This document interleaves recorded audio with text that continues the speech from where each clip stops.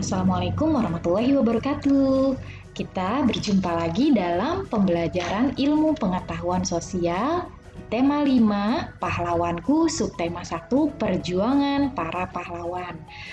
Di KD 3.4 mengidentifikasi kerajaan Hindu dan atau Buddha dan atau Islam di lingkungan daerah setempat serta pengaruhnya pada kehidupan masyarakat masa kini.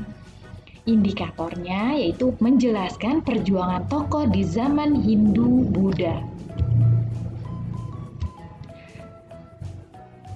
Berikut ini perjuangan tokoh kerajaan Hindu dan Buddha. Indonesia memiliki banyak pahlawan, diantaranya raja-raja kerajaan terkenal pada masa kerajaan Hindu dan Buddha. Ya, jadi tidak hanya pahlawan nasional tapi juga dari raja-raja. Nah, mereka juga berjuang dan berkorban untuk membela rakyatnya. Nah, semua pahlawan itu pasti mempunyai cita-cita. Nah, cita-cita para pahlawan tersebut adalah satu, menciptakan perdamaian. Kedua, memperjuangkan kesejahteraan. Yang ketiga, persatuan bangsa supaya tidak terpecah belah, tidak terjadi peperangan. Nah, berikut ini adalah tokoh masa kerajaan Hindu dan Buddha. Ya, perlu kalian ketahui pada masa zaman dahulu, pada sebelum kemerdekaan itu adalah masa kerajaan ya, jadi masih banyak kerajaan-kerajaan. Nah, kerajaan tersebut rata-rata menganut ajaran Hindu atau Buddha. Yang pertama adalah Raja Sanjaya. Beliau ini menganut ajaran Hindu. Beliau ini sangat taat pada ajarannya. Rakyatnya juga hidup aman dan sentosa. Yang kedua adalah Raja Mulawarman dari Kerajaan Kutai di Kalimantan Timur. Beliau juga raja yang baik, rakyatnya hidup sejahtera ya. Beliau ini menganut ajaran Hindu. Beliau juga menyedekahkan sapi sebanyak 20.000 ekor pada kaum Brahmana. Kaum Brahmana ini sekelompok orang, ya, kaum adalah sekelompok orang di kalangan agama Hindu ya, yang diagungkan oleh ajaran Hindu. Kemudian beliau juga membagikan emas dan tanah kepada rakyatnya.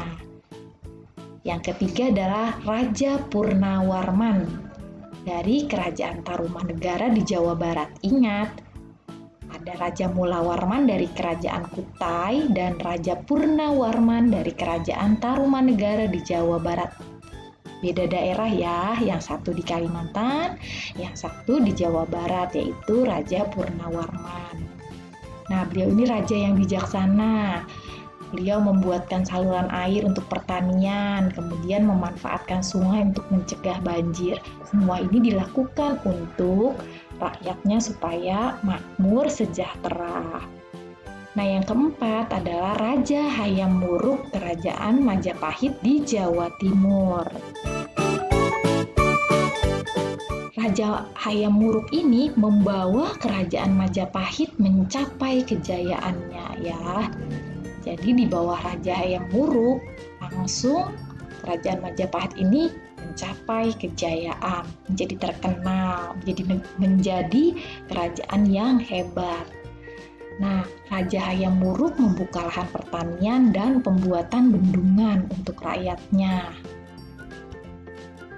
Di bawah kepemimpinan Raja Hayam Wuruk, Kerajaan Majapahit ini menjadi kuat dari serangan musuh.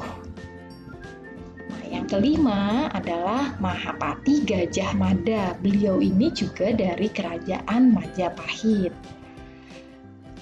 Mahapati ini seorang Mahapati yang gagah berani menaklukkan wilayah lain untuk mempersatukan wilayah Nusantara. Ya, beliau ini sangat berani sehingga wilayah lain bisa takluk. Tujuannya supaya wilayah Nusantara ini bersatu.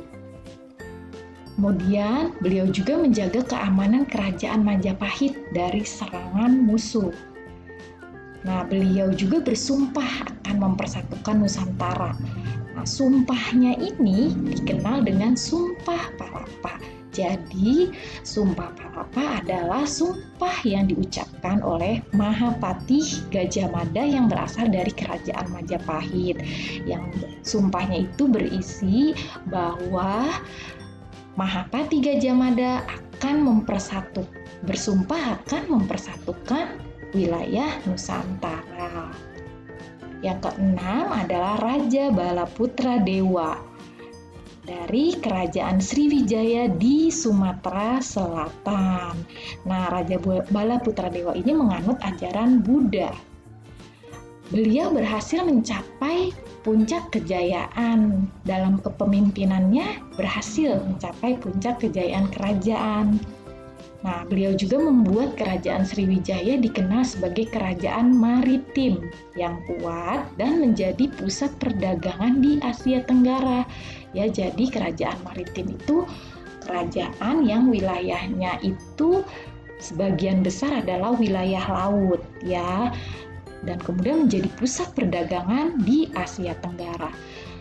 Kenapa? Karena setiap kapal dari negara lain pasti berlabuh di wilayah Kerajaan Sriwijaya, ya. Jadi semua tujuan dari kapal laut tersebut, tujuannya mau kemana, itu pasti dia akan berlabuh di sekitar Kerajaan Sriwijaya ini, ya. Kemudian di bawah kepemimpinan Raja Balaputra Dewa, membuat Kerajaan Sriwijaya ini dikenal sebagai pusat pendidikan dan penyebaran agama Buddha. Ya, ingat Kerajaan Sriwijaya menganut ajaran Buddha. Oke, sekian penjelasan kali ini. Terima kasih sudah menonton. Wassalamualaikum warahmatullahi wabarakatuh.